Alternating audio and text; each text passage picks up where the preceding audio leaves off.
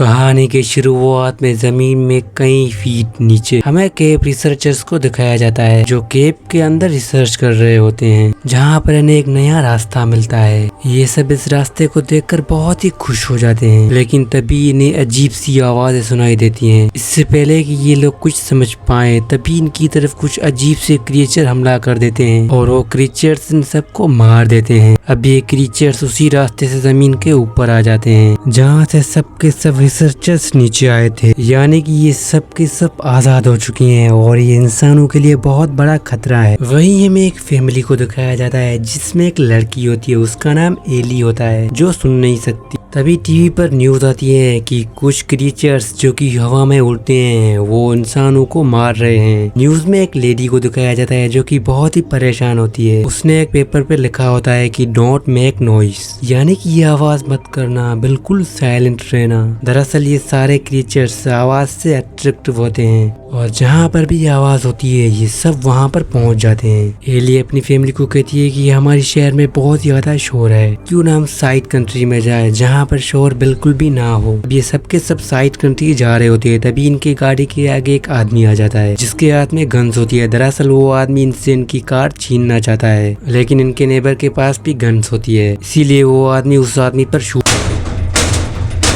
कर देता है और एक बार फिर से इनका ट्रैवल स्टार्ट हो जाता है। पूरी रात ये सफर करने के बाद जब सुबह हाईवे पर होते हैं तो वहाँ पर बहुत ही ट्रैफिक होता है। ये तय करते हैं कि ये दूसरी रास्ते से जाएंगे, यानी कि वो जंगल के रास्ते से जाएंगे। और ये जब जंगल के रास्ते से आगे बढ़ना शुरू कर देते हैं तो उनके गाड़ियों के सामने बहुत सारे हिरन आ जाते हैं, जिसकी वजह से इनकी नेबर की कार पलट जाती है। वो बहुत ज्यादा जख्मी हो जाता है, साफी कार के नीचे उनका पैर भी फंस चुका है। एली के फादर उन्हें निकालने की कोशिश करते हैं, लेकिन तभी वो क्रिएचर उनकी कार पर हमला कर देते हैं। एली और उसकी पूरी फैमिली उनकी कार के अंदर चली जाती है, लेकिन इनका जो डॉग होता है वो बहुत जोर जोर से भौंक रहा होता है, जिसकी वजह से क्रिएचर इनकी कार पर हमला कर देते हैं। लेकिन तभी उनका नेबर जो कार के नीचे फंसा होता है वो गोलियां चलाता है, जिसकी वजह से सारे क्रिएचर उनकी तरफ आ जाते हैं और वो क्रिएचर इन पर हमला करते हैं और उसे मार डालते हैं। एली का डॉग जिसे एली बहुत ही प्यार करती है वो अब भी भौंक रहा होता है। एली का फादर डिसाइड करता है कि वो जब तक डॉग को कार से नीचे नहीं उतारेंगे तो उनकी जान नहीं बचेगी और वो उस डॉग को कार से बाहर निकाल देता है, जिससे एली को बहुत ही दुख होता है और वो बहुत रोने लगती है।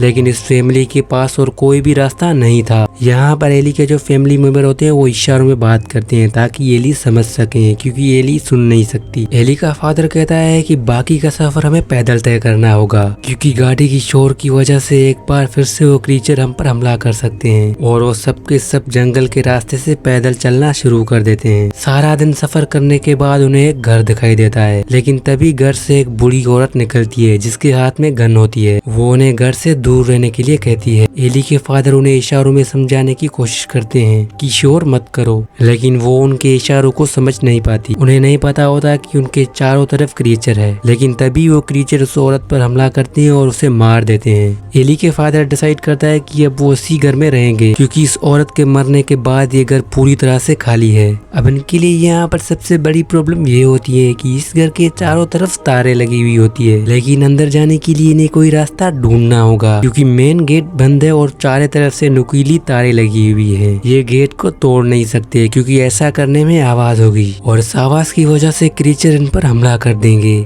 तभी इन्हें जमीन के नीचे से एक बड़ा पैंप दिखाई देता है। वो डिसाइड करते हैं कि वो इसी पैंप के जरिए घर के अंदर जाएंगे। अब ये एक एक करके इस पैंप में जाने लगते हैं। ये आगे जा रही होती है, तभी इनके सामने एक स्नेक आ जाता है। उस स्नेक को देखकर वो बच्चा चीखता है, जिसकी आवाज वो क्रिएचर सुन लेते हैं और उस पाइप के अंदर आने लगते हैं। वो अंदर आते हैं और एली के मोम के पैर को काट लेते हैं। अब ये पूरी की पूरी फैमिली घर के अंदर आ जाती है। हालांकि एली की मोम के पैर पर जहाँ पर क्रिएचर ने हमला किया था उसकी तबीयत बहुत ही खराब होती है। साफी उसके पैर में काफी ज्यादा दर्द होता है, लेकिन वो चीख नहीं सकती, क्योंकि अगर उन्होंने ऐसा किया तो क्रिएचर इन सब पर हमला कर देंगे। एली का फादर अपने वाइफ के पैर में देखता है तो उन्हें पता चलता है कि इसके पैर में इन्फेक्शन हो रही है और जल्दी उन्हें ट्रीटमेंट की जरूरत होगी। अगर हमने ऐसा नहीं किया तो जहर की वजह से उनकी डेथ भी हो सकती है। अब किसी भी हालत में इनके लिए मेडिसिन लानी होगी, इसीलिए अगली सुबह ये बहुत ही आराम से गेट को खोलते हैं ताकि कोई भी आवाज ना हो। फिर एली और उसके फादर मेडिसिन ढूंढने के लिए निकल जाते हैं। ये देखते हैं कि सड़कें पूरी तरह से वीरान है।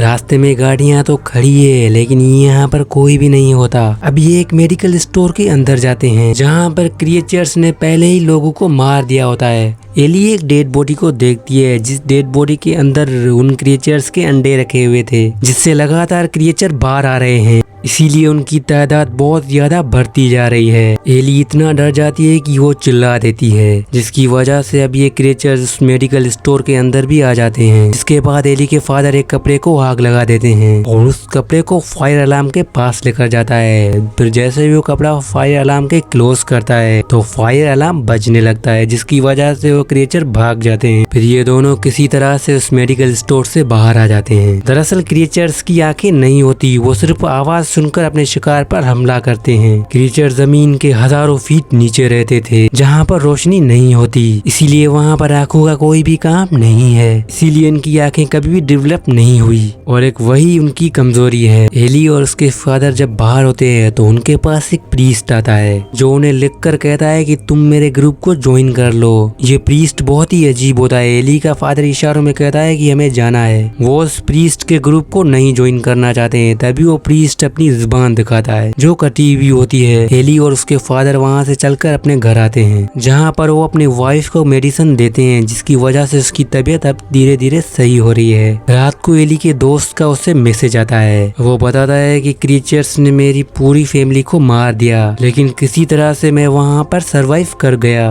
और अब मैं नॉर्थ की तरफ जा रहा हूँ जहाँ पर एक रिफ्यूजी कैंप बनाया गया है जो पूरी तरह से सेफ है। वहाँ पर बहुत ज्यादा सर्वाइवर है। एली सोचती है कि ये जो क्रिएचर होते हैं वो बहुत ज्यादा ठंड में नहीं रह सकते और नॉर्थ बहुत ही ज्यादा ठंडा है। एली ये बात अपने पूरी परिवार को बताती है कि ये जो क्रिएचर है ये ठंड में सरवाइव नहीं कर पाएंगे और हमें नॉर्थ जाना चाहिए क्योंकि नॉर्थ बहुत ही ठंडा है। फिलहाल एली की फैमिली कुछ भी डिसाइड नहीं कर सकती। अगली सुबह उनके घर के बाद वही प्रीस्ट आता है जो एली और उसके फादर को मिला था, जिसकी जबान कटी हुई थी। उसके साथ उसके कुछ और लोग भी होते हैं। वो पेपर पर लिखता है ज्वाइन अस।